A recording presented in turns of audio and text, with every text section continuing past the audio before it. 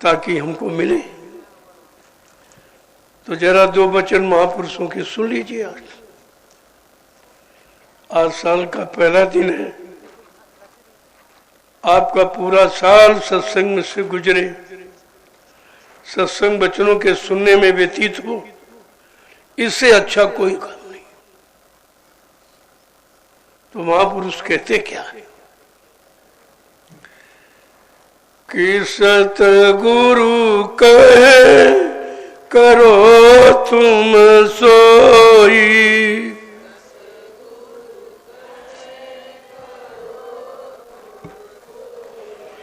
सतगुरु कहे करो तुम सोई,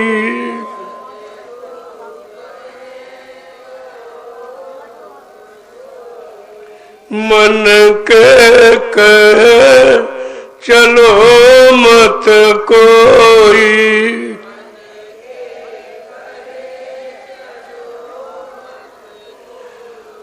देखो कितना साफ साफ बता रहे हैं कि आपने जिस मन का कहना माना उससे कुछ नहीं मिला। आते जाते जन्मते मरते रह गए। तो कहा आप जरा सतगुरु का कहना मानो। वो क्या बताते हैं, किधर की तरफ इशारा करते हैं, तुम्हारे घर को जाने का रास्ता क्या बताते हैं। का जरा उनके वचनों को सुनो। अब दोनों की स्थिति बताएंगे। तुमने मन का कहना माना तो मन ने तुम्हारे साथ क्या किया, तुम्हें कहां कहां फंसा के रखा और कैसे कैसे तुमको भटकाया, ये सब जानकारी देंगे। तब आपको इस मन की जानकारी का पता चलेगा कि मन हमारा असली दुश्मन है। जिसको हमने अपना मित्र माना है वो असली दुश्मन, और दुश्मन का कहना मानकर कोई सुख शांति नहीं पा सकता। कोई अच्छे सच्चे रास्ते पर चलकर अपनी मंजिल नहीं पा सकता। दुश्मन कभी अच्छी सलाह देता ही नहीं, या तो अपने में फंसाने की सलाह देगा या अपने अनुसार बनाई व्यवस्था में रहने की सलाह देगा। वो कर्म सिखाएगा। तो महापुरुषों ने क्या कहा कि मन का कहना मानकर आपने किया क्या है और मन ये तुम्हारे साथ करता क्या है। अभी तक आप ये नहीं समझ पाए कि मन हमारा हित कर रहा कि हमारा बुरा कर रहा कि। तो क्या कह रहे हैं, ये भाव में गोते तिलवावे,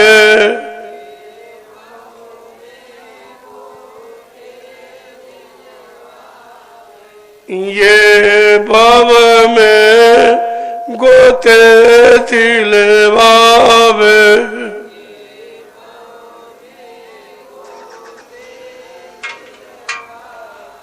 और सतगुरु से बेमुख करवावे।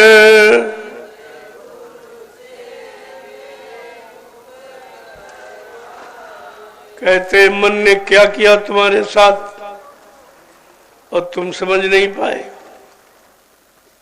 कहते ये भवसागर में गोते लगवाता है, इसी भवसागर में रहने की प्रेरणा देता है, ऐसे ऐसे कर्मों में लगाता कराता है कि जिससे भवसागर से तुम्हें कभी छुटकारा न मिले।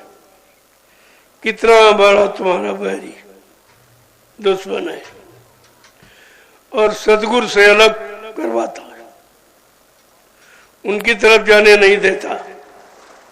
कि अगर सतगुरु के पास जाएगा तो वो तो सत्य का रास्ता बता देंगे, वो झूठ से निकाल देंगे, फिर कोई जीव हमारे यहाँ नहीं रहेगा। तो मतलब ये काल भगवान का देश ही खत्म हो जाएगा। आगे क्या कह रहे हैं, एक एक चीज को कैसे समझा। चक्र में डाल घुमावे,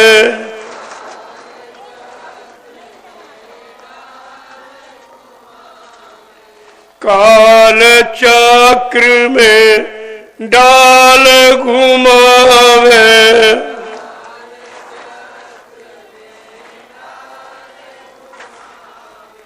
मोह जाल में बहुत फसावे।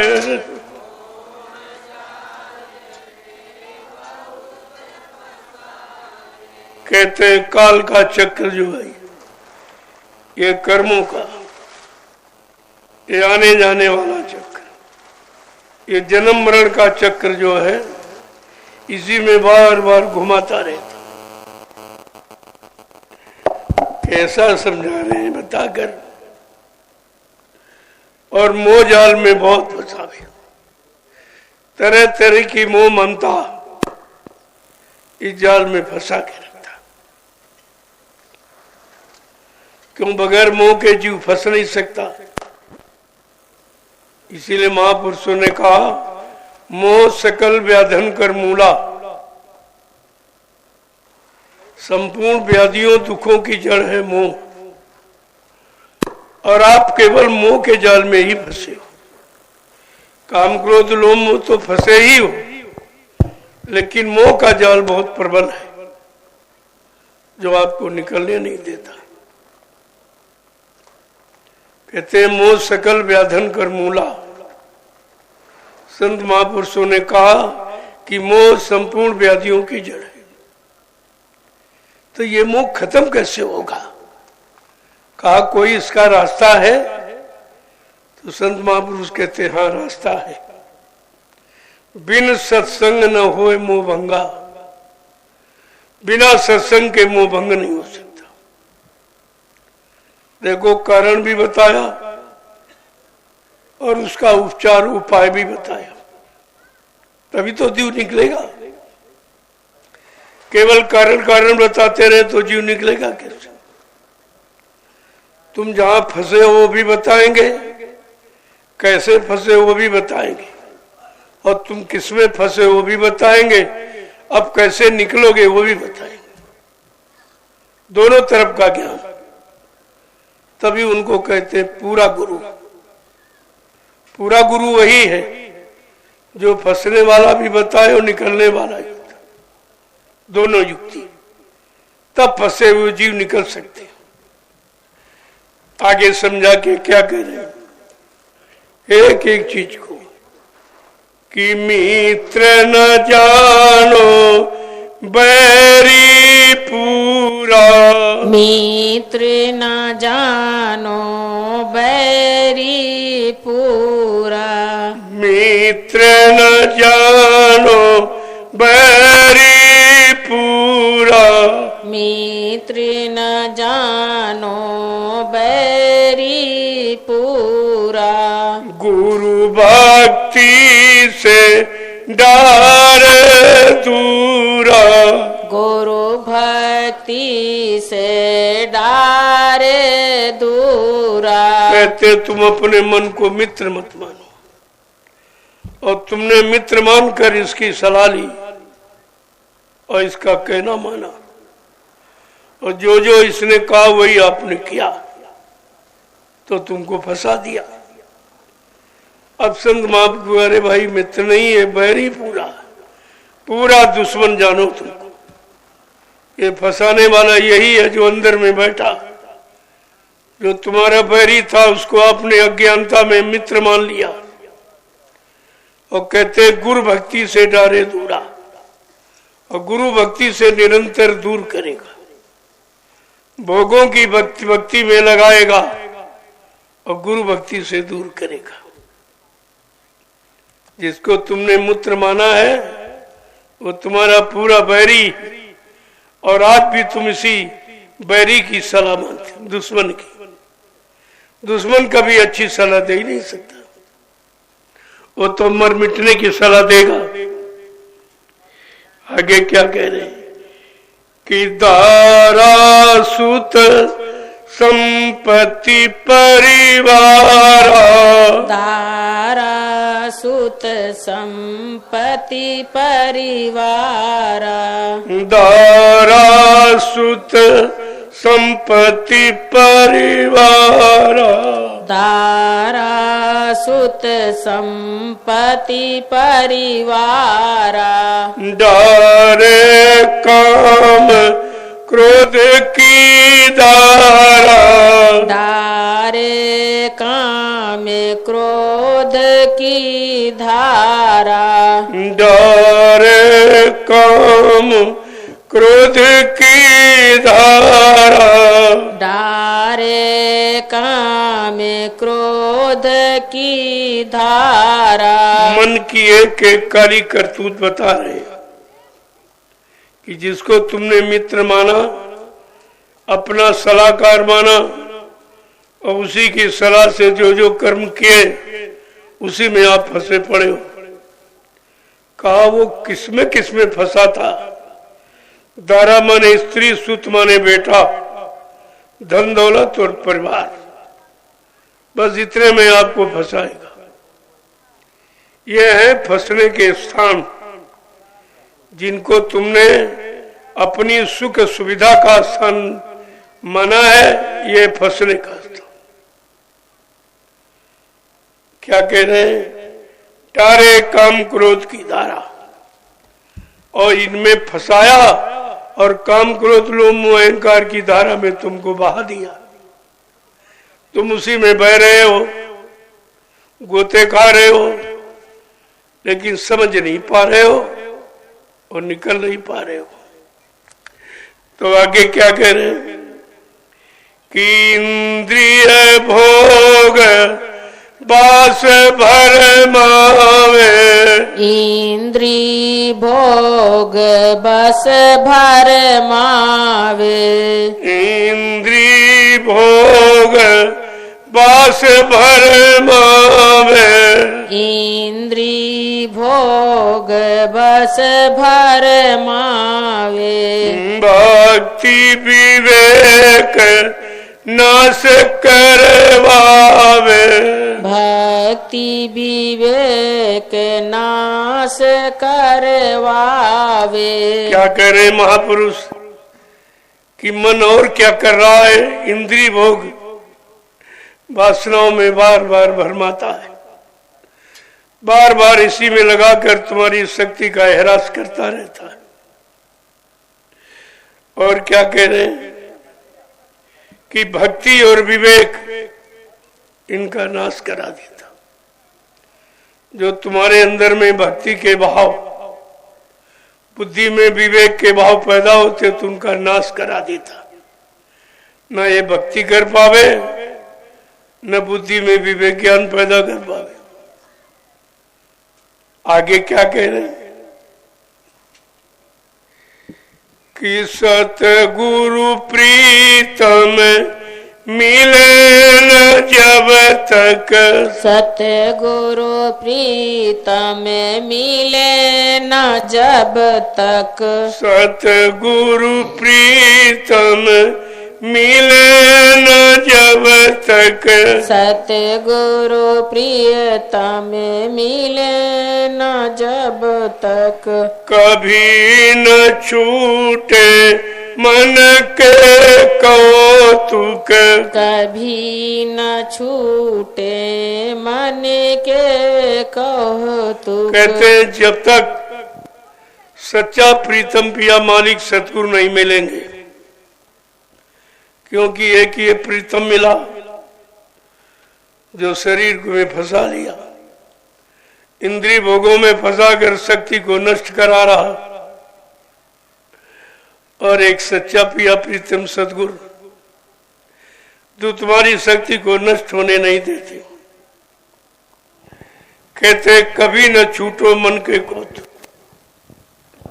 जब तक सतगुरु प्रीतम पिया नहीं मिलेंगे, इस मन के कौतुक से कभी छुटकारा नहीं पा सकते। वो आपको निकलने नहीं देगा। इसलिए कहा मन काल का पूरा एजेंट है, पूरी तरफदारी करता है। और तुम समझते थे मन हमारा है, और इसी मन का तुम कहना मानते रहे, और इसी ने तुमको फंसाया है पाप और पुण्य में, और पाप में फंसाकर नरकों में डरवा देता है।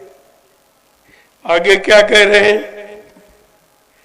कि चल बल मन के कहाँ लगे बरनू, छल बल मन के कहाँ लगे बरनू, छल बल मन के कहाँ लगे बरनू, छल बल मन के कहाँ लगे बरनू, ऋषि मुनि कोई जाने न मरमू, ऋषि मुनि कोई जाने न मरमू। कह रही छलबल और कपट ये मन की करनी है, ये मन की सलाह है जो छलबल प्रपंच आप करते हो,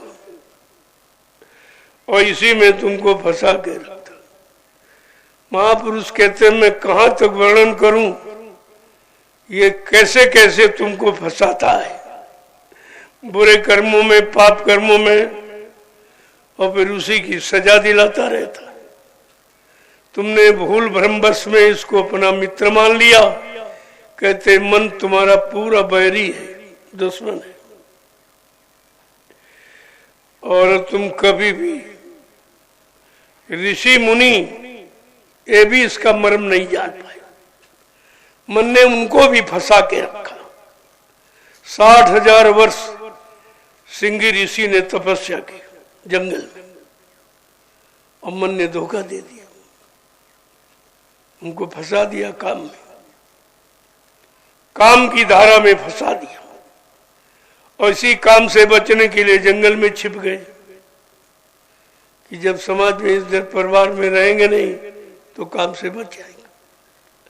अरे काम और क्रोध की धार में बहाने वाला मन तो तेरे साथ जंगल में गया है, वो तो तेरे साथ ही है, तूने छोड़ा क्या है? जिसे छोड़ना चाहिए वो तो तेरे साथ है, और हमेशा तेरे साथ 24 घंटे रहता है, और तू उसी की सलाह मानता है और कहता ये खराब वो खराब पड़ोसी खराब। ये तू झूठ कह रहा है। ये कभी नहीं कहता थे मेरा मन खराब है। अगर ये तुम कहने लगो जान लो तो फिर मन से छुटकारा पाने की कोशिश करोगे कि इस मन का कभी कहना नहीं मानेगा, इसकी सलाह कभी नहीं मानेंगे, इसके अनुसार कभी कोई काम नहीं करेंगे और इसके अनुसार चलेंगे नहीं। बस ये अगर धारणा तुम्हारे अंदर आ गई तो इस बैरी मन दुश्मन से बच जाओगे। क्या कह रहे हैं? जब ऋषि मुनि इसका मर्म नहीं समझ पाए और सिंगी ऋषि, पारा ऋषि जैसे बड़े बड़े ऋषि मुनि फंस गए, नहीं निकल पाए, उनके मन ने उनको जंगल में धोखा दे दिया, गुफा के अंदर बैठे तब भी धोखा दे दिया। तो कहा तुम बचोगे कैसे?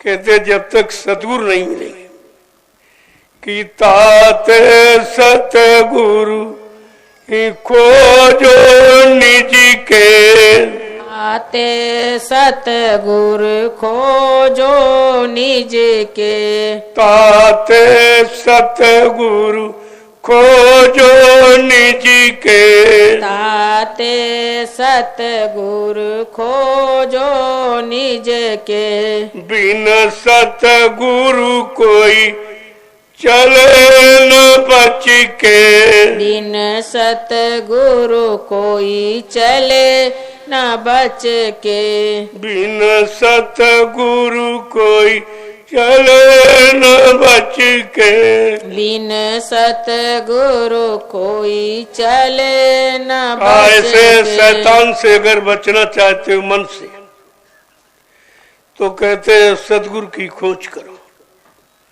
जो तुम्हारे निजी सुधार, निजी कल्याण के लिए आए, तुझे मन से बचाने के लिए आए, मन की बुरी आदत हरकतों से छुटकारा दिलाने आते, ऐसे सतगुरु की खोज करो, और बिना सतगुरु के कोई इस मन से बच नहीं पाया।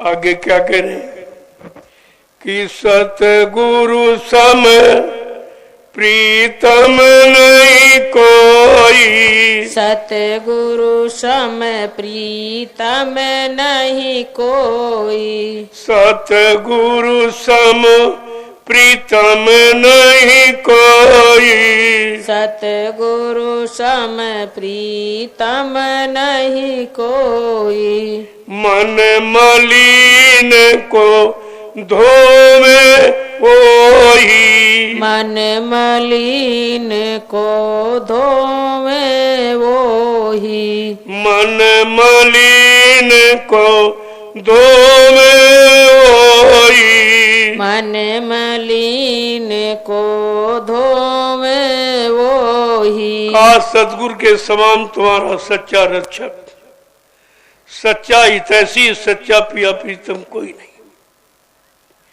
ये तो सब नकली और सब तुमको फंसाने वाले और तुमको खराब करने वाले हैं। तुमने इनको मान लिया कि हमारा पिया हमारा प्रीतम। अगर तुम्हारा पिया प्रीतम होता तो तुम्हें खराब थोड़ी करता, तुम्हें अच्छा रखता। वो खराब करके ही तुम्हारा पिया बना। जो खराब करके पिया बना वो कैसा पिया है, कैसा स्वामी है, कैसा मालिक है, जो तुम्हें खराब कर रहा, नष्ट कर रहा। कहा ये जीव की अज्ञानता है, नहीं समझ पाया और फंस गया। कहा जब सच्चा प्रीतम सतगुरु मिलेंगे, इस मन को धोएंगे। तुम मन को पानी साबुन से नहीं धो सकते, क्योंकि मन दिखाई नहीं देता, अंदर बैठा है।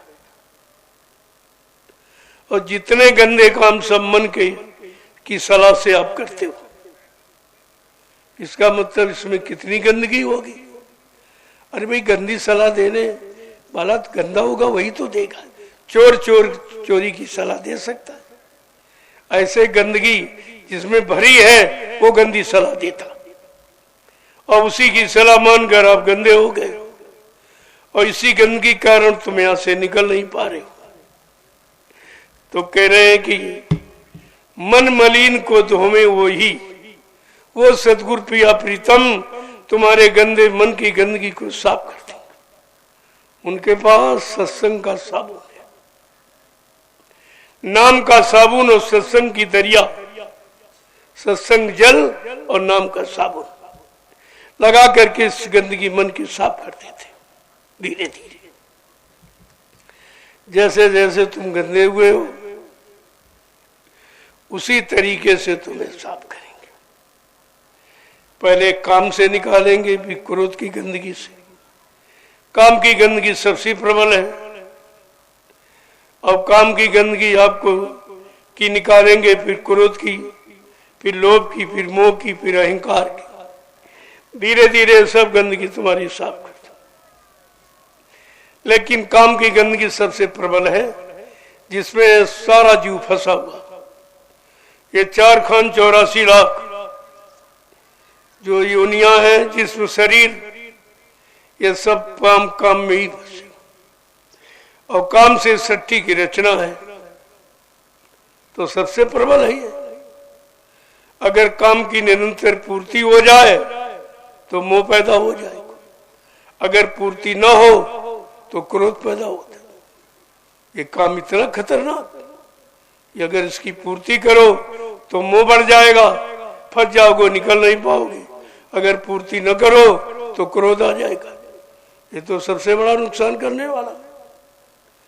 इसको सतगुरु पिया प्रीतम अपने सत्संग रूपी जल से और नाम रूपी साबुन से लगाकर इसकी गंदगी साफ करते थे। आगे क्या कह रहे हैं देखो, एक एक वचन किस तरह से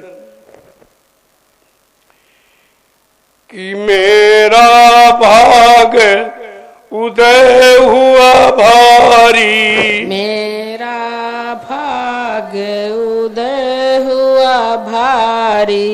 मेरा भाग उदय हुआ प्यारी। मेरा भाग उदय हुआ प्यारी। सतगुरु की मैं हुई अति प्यारी। सतगुरु की मैं अत हुई प्यारी। कहते मेरा भाग उदय हुआ, कहा मेरा भारी भाग उदय हो गया, जो मन को धोने वाले आ गए और सच्चे पिया प्रीतम आ गए, जो हमारा नुकसान नहीं करेंगे, हमारे होते हुए नुकसान को बचा लेंगे। ऐसा पिया प्रीतम। और ये पिया प्रीतम मिला संसार का नकली, इसने खराब कर दिया सब। ये खराब करके ही पिया बना तुम्हारा। जो खराब करके बनाओ, निरंतर खराब कर रहा, हम अज्ञानतावत उसी को पिया प्रीतम मालिक मानने लगे। ये धोखा। कहते कि वो सच्चा पिया प्रीतम मिलने पर वो तुम्हारे मन की सारी गंदगी को अपने सत्संग रूपी जल से और नाम रूपी साबुन लगा के साफ कर देंगे। आगे क्या कह रहे? कहा मेरा भारी भाग उदय हुआ, जो सच्चे पिया प्रीतम मिल गए।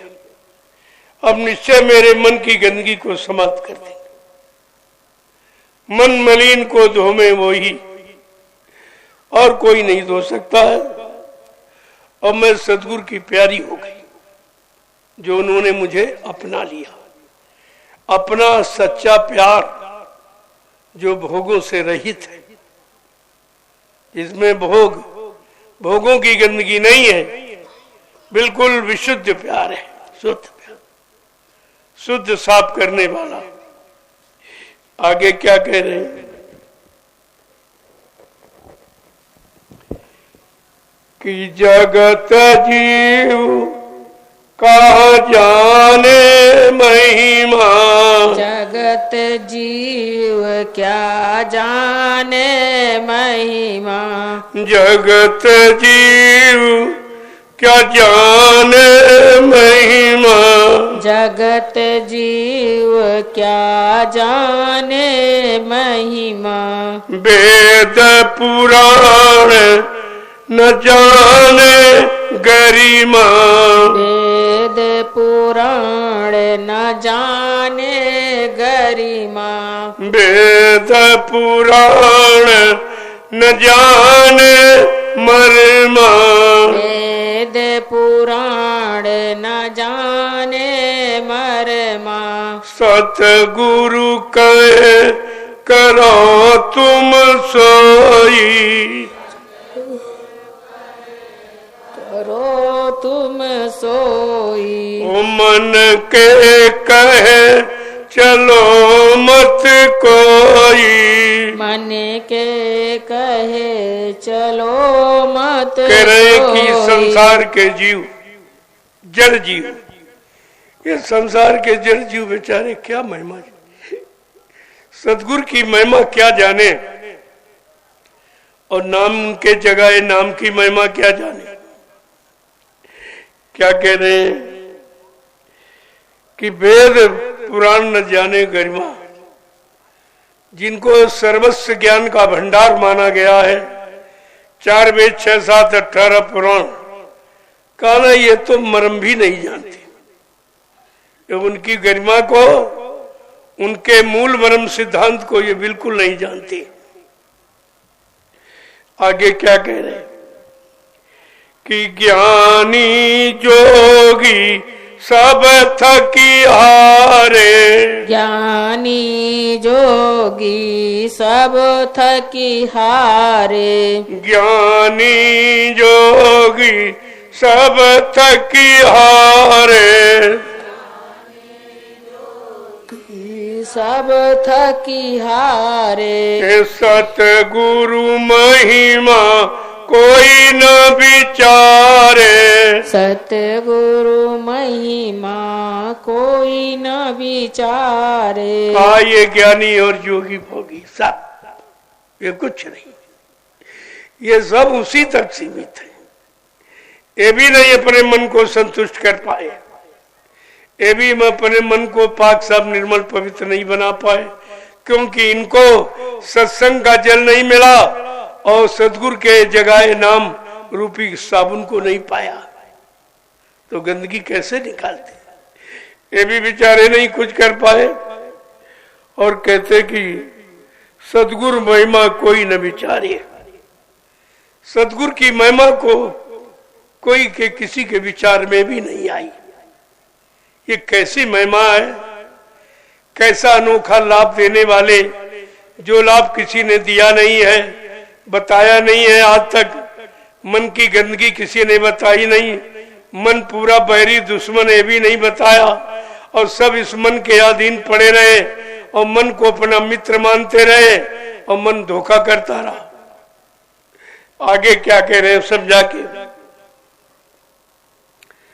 कि ताते सतगुरु शरण पुकारूं, ताते सतगुरु शरण पुकारूं, ताते सतगुरु शरण पुकारूं, ताते सतगुरु शरण पुकारूं, आरती उनकी नीति प्रतिधारूं, आरत उनकी नित प्रतिधारूं। काय से सदगुरु की शरण पाने की पुकार लगाओ।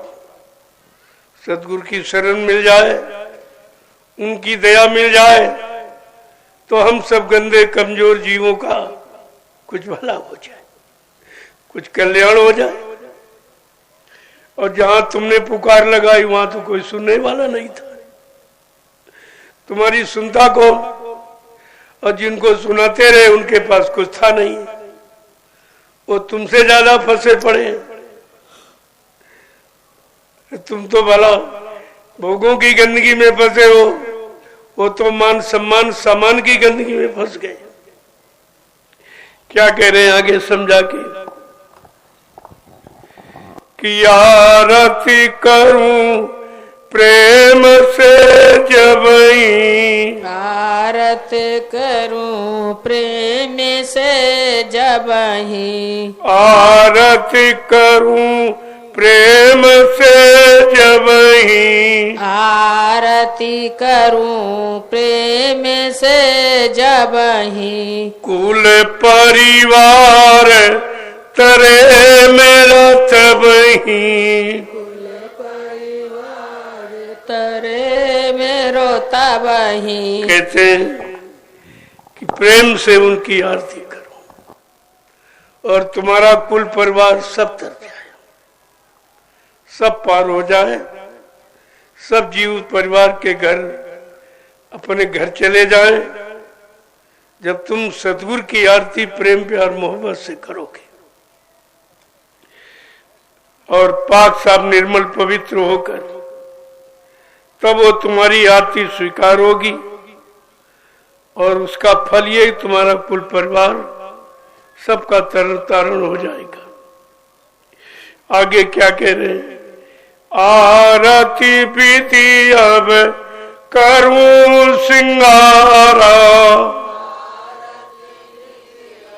करूं सिंगारा, आरत विधि अब करूं सिंगारा, आरती विधि अब करूं सिंगारा, सतगुरु स्वामी हुए दयाला, सतगुरु स्वामी हुए दयाला, सतगुरु स्वामी हुए दयाला, सतगुरु स्वामी हुए दयाला।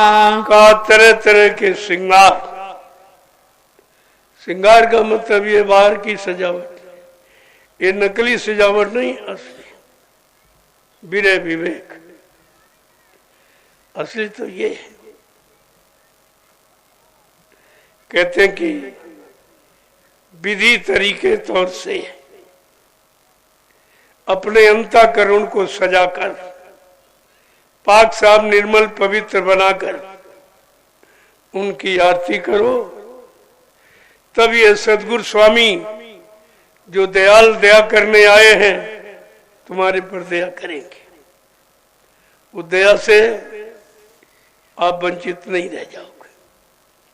आगे क्या कह रहे कि राधा स्वामी परम दयालु, राधा स्वामी परम दयालु, सतगुरु स्वामी परम दयालु, सतगुरु स्वामी परम दयालु, करियारत मुन हुआ निहाल, करियारत उन हुआ निहालु, करियारत उन हुआ निहाल, करियारत उन हुआ निहाल, सतगुरु कहे करो तुम सोई, सतगुरु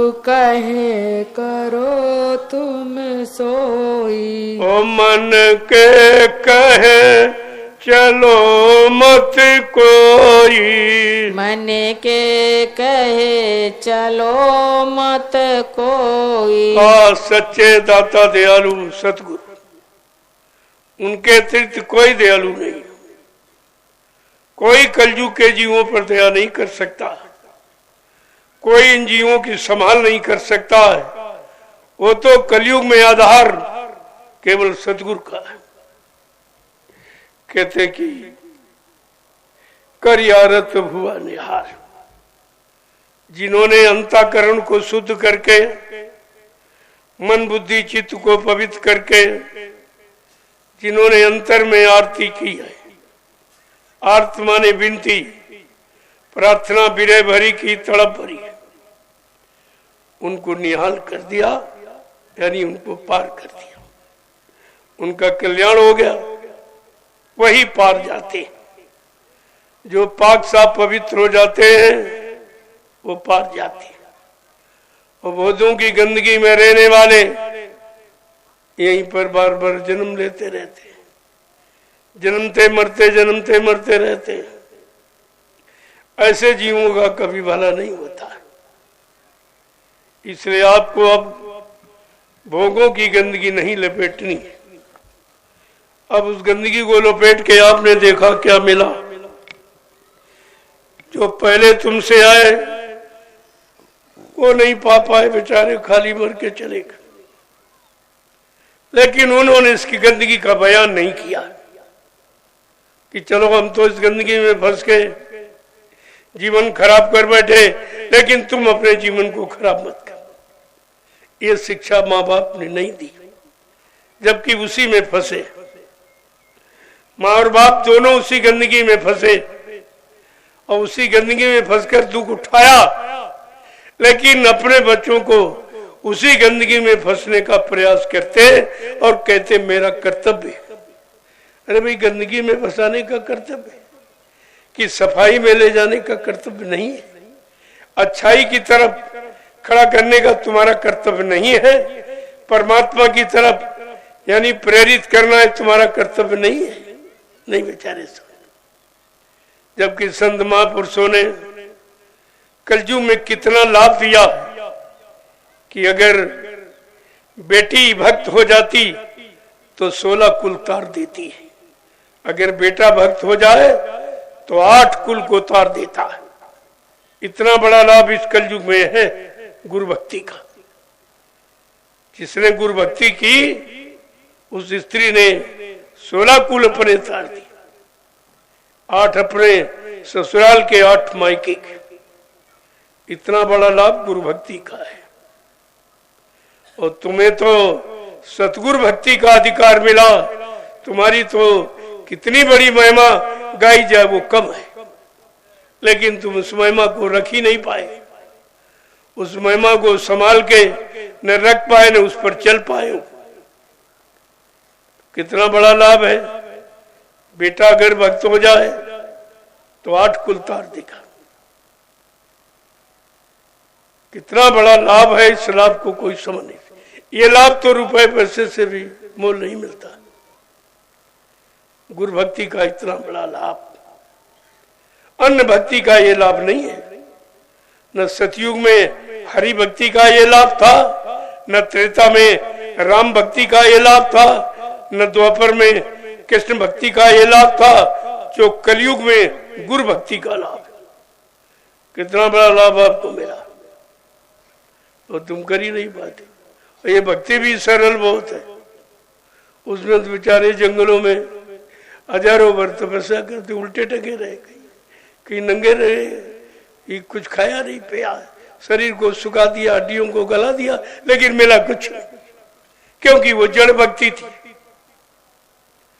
वो नाम तो आपको मिले, हरि नाम मिला, सीताराम मिला, राधा कृष्ण मिला, लेकिन ये जड़ भक्ति रह गई आपके लिए। अब तो वो चले गए। जिन्होंने सामने उनके रहते उनके हुक्म आदेश का पालन किया, उनको तो लाभ मिला क्योंकि वो चेतन भक्ति थी। लेकिन शरीर चले जाने के बाद जड़ भक्ति हो जाती, फिर जड़ भक्ति आपको लाभ नहीं देगी। आजकल युग में चेतन भक्ति आ गई, लेकिन बेचारा भूला भटका जीव अब भी जड़ भक्ति में जुटा पड़ा, उसी में अहंकार कर रहा भक्ति करने का। भक्ति माने सेवा, आदेश पालन। तो आदेश पालन सेवा मुर्दे की करोगे कि जिंदे की करोगे? अरे भाई, जिंदे की का आदेश मानोगे और उसका मतलब यानी सेवा करोगे तो जिंदा लाभ देगा, और मुर्दे की सेवा करने से क्या लाभ आपको देगा? मुर्दे की सेवा, सीताराम सीताराम चिल्ला रहे, इन्हें ये भी नहीं मालूम कि सीताराम कब आए थे, और लाखों बरस हो गए शरीर छोड़ के गए, और तुम शरीर से उनकी सेवा करना चाहते हो। तो सीताराम तो मिले नहीं, तो तुमने नकली फोटो बना ली, नकली फोटो रख ली पत्थर की, कागज की, उसमें जुट गए। कहा भाई ये तो जगंधा पुनियंधा ताते मच गई अधाधुंधा। यहाँ तो अधाधुंध मची हुई, कोई नहीं पूछता है कि जड़ क्या है, चेतन क्या है, कौन सी भक्ति करे लाभ मिलेगा, तो ये भी नहीं कोई पूछता है, और न कोई जानने की इच्छा रखता है। और बताओ तो इतने हठी हैं कि वो मानते भी नहीं। तो न मानने का परिणाम क्या है? विनाश। जो जो नहीं माना सही सच्ची अच्छी बात समय की, उसका विनाश हुआ, और फिर ये दोबारा मनुष्य शरीर मिलेगा नहीं, फिर आपको नहीं मिलेगा। फिर रोते चिल्लाते पछताते अंत में रह जाओगे। समय निकल गया, समय निकल पुण्य का पछताने, समय से चूक है तो पछताने से फिर क्या मिलेगा? इसलिए चेतन भक्ति करो। गोस्वामी जी महाराज ने इसी जड़ चेतन भक्ति का अंतर बताने के लिए उनको रामचरितमानस में एक उत्तर कांड लिखना पड़ा कि सारे कांडों का उत्तर, सारे कांड प्रश्न हैं, इन सारे कांडों के प्रश्नों का उत्तर उत्तरकांड है। और नहीं कोई समझ रहा, अभी नहीं कोई समझ रहा, अभी किसी समझ भी नहीं आ रहा है ये उत्तरकांड क्या है। उसमें सबको लिखा, भक्ति ऐसी कीजिए जान सके नहीं कोई, जैसे मेहंदी पात में लाली रही दीपोए। भक्ति करना कोई खेल नहीं है, खाने की धारा। ये सरल नहीं है, बड़ा कठिन है, बहुत कठिन मार्ग। जिसने अपने भाव विचारों की सारी शक्ति किसी के प्रति अर्पण कर दी, उसकी भक्ति कहलाती है। भक्ति कोई बाहर का सामान इकट्ठा करना, प्रयोग करना, ये भक्ति नहीं है। ये भक्ति का नाटक है, भक्ति नहीं है। और इसी नाटक में सब जुटे पड़े, इस नाटक में सब अटके और कहते ना अटक, नाटक ना अटक, इसमें अटक मत, ना अटक। नहीं अर्थ कर पाए, संधि विच्छेद नहीं कर पाए उसका, उमा कामा इन्वर्टर्स का में नहीं लगा पाए, कहाँ लगाना चाहिए, तो अर्थ समझ में आ जाए वाली बात, बेचारे फंस गए। कहते नाटक, इसमें अटक मत, कुछ नहीं है, झूठ है। ये अटकने माने ये रुकने का, मानने का, कुछ पाने का इसमें है नहीं, ये नाटक है। नहीं बात समझ में आई लोगों की, और आज भी सब नाटकी तो कर रहे हैं, सब नाटक कर रहे हैं। और नाटक से कुछ मिलना नहीं आपको। रात भर तो आप मंत्री राजा बन गए और सवेरा हुआ खत्म, न कोई मंत्री न कोई राजा, बस वही आप, न कोई गुरु न कोई चेला। ऐसी भक्ति से लाभ क्या है? जब गुरु ने परमात्मा को पाया नहीं, और चेले को कैसे परमात्मा की प्राप्ति करा देगा? स्वयं भोगों से अलग हुआ नहीं, स्वयं अखंड ब्रह्मचर्य किया नहीं, इंद्रिय निग्रह हुआ नहीं, तो आपको ये सब कैसे कराएगा? जो इंद्रिय निग्रह है वो आपको सच्चा त्याग करा सकता है, सच्ची तपस्या का फल दे सकता है, अन्यथा बड़ा मुश्किल। आपको अभी शुरुआत कराई जा रही है, जो कहा लगाम लगाओ। जब घोड़े के लगाम लगा दी जाती है तो समझ जाता है कि हमको इस लगाम के अनुसार चलना रुकना है। और लगाम इशारा करती है चलने का, और लगाम इशारा करती रोकने का। इसलिए ये लगाम जो आपको लगवाई गई लंगोटी, ये सब तरफ से लगाम लगा दी जाए। यही एक ऐसी इंद्रिय है जो सारी शक्ति का ह्रास कर देती, शरीर की सब शक्ति निकाल के बाहर कर देती। और जितनी इंद्रियां हैं तो आप ले आते हो, आंख से देख कर ले आए, कानों से सुन कर ले आए, हाथ पैरों से कमा के ले आए, और जबान से दांतों से चबा के, और रस जीवा को दिया, और जीवा ने रस खाया और उसने अंदर में सप्लाई कर दिया। एक ऐसी नारी ये है, इच्छा नारी, जो निकाल के बाहर कर देती, सारी शक्ति को खराब कर देती। इसी पर लगाम लगाने का इशारा महात्माओं का है, जिन्होंने लगाम लगाई और लगाकर अपने को जितेंद्री बना लिया, हर इंद्री पर उन्होंने विजय प्राप्त कर ली। वो आपको जब इशारा करेंगे तो इस लगाम का लाभ आपको मिलेगा, धीरे धीरे धीरे आपको इसका लाभ मिलेगा। सत्संग में आते जाते रहोगे, सुमरन ध्यान भजन करते रहोगे, सेवा में मन को लगाए रखे हुए, तो इस लगाम लगाने का लाभ आपको पूरा मिल जाएगा। ऐसे थोड़ी कह दिया गया, जिसने लगाई है और लगाकर इंद्रियों पर विजय प्राप्त कर ली और जितेंद्री को बिल्कुल काबू में कर लिया, वो इधर उधर हिलजुल नहीं सकती, तो पता चल जाता है, स्पर्श से पता चल जाता भाई इंद्रिय निग्रह हुआ कि नहीं हुआ। तभी तो दरस्पर्श का मतलब का भाई दर्शन करो, उनका शरीर का स्पर्श करो, तुम्हें पता चल जाएगा ये शरीर सदा हुआ है कि बिगड़ा हुआ है, कैसा है। इसने शक्ति का संचय किया है, अपनी शरीर को शांति प्रीता प्रदान कर पाई कि नहीं करा पाई है, ये सब जानकारी आपको दी जाती है। तब तो जीव बेचारा कुछ कर ही नहीं पा रहा। जब सब जानकारी सब तरफ का लाभ दिया जा रहा, इतना बिगड़ा और इतना गंदा खराब कि इतनी जल्दी थोड़ी हो जाएगा, लेकिन धीरे धीरे धीरे आपका काम हो रहा है, ऐसा नहीं है। कहा भाई 40 किलो का वजन रखे हो, 1 किलो निकाल दो तो पता चलता निकला ही नहीं, बाहर उतना ही मालूम देता, निकला तो है लेकिन निकलने का आवाज नहीं, क्योंकि रखा वजन भारी है। तुम्हारे पापों का बोझ भारी है, ये थोड़ा बहुत कम हो रहा तो आपको एहसास हो रहा, कभी नहीं हो रहा, लेकिन नहीं, उसमें एक खरोंच लग रही है, खरोंच से कुछ न कुछ झड़ रहा है, धीरे धीरे धीरे लगे रहोगे तो एक दिन साफ हो जाएगा।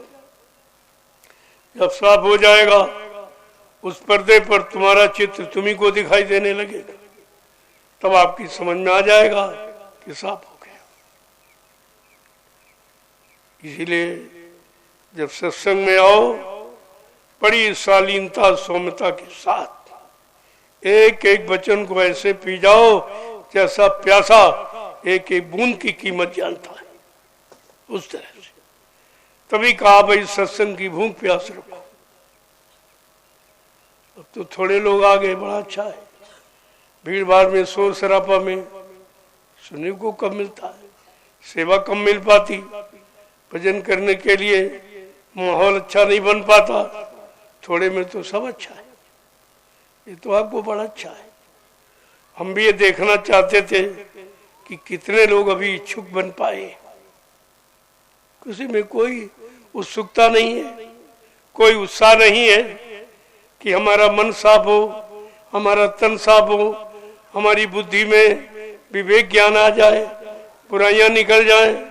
तो जो तुम जब आते ही वो भारी भीड़ में आना चाहते हो, भारी भीड़ में क्या होगा? बाजार में कहीं कोई बात समझ में आती है? वह तो अच्छा समय था और साल का पहला दिन था। तुमको पूरा वर्ष शांति में निकालना ही नहीं है, अच्छा और सच्चा सुकून में व्यतीत हो, इसकी कोई इच्छा ही नहीं है। नहीं आप आते नहीं क्या? ये तो ज्ञान आश्रम है, यहीं से आध्यात्मिक ज्ञान का भंडार उमड़ेगा, यहीं से बांटा जाएगा और यहीं से लोगों को मिलेगा। ये ऐसे नामांकन नहीं कर दिया गया, कुछ न कुछ हर जगह का महत्व, हर नाम का महत्व होता है। जय गुरुदेव।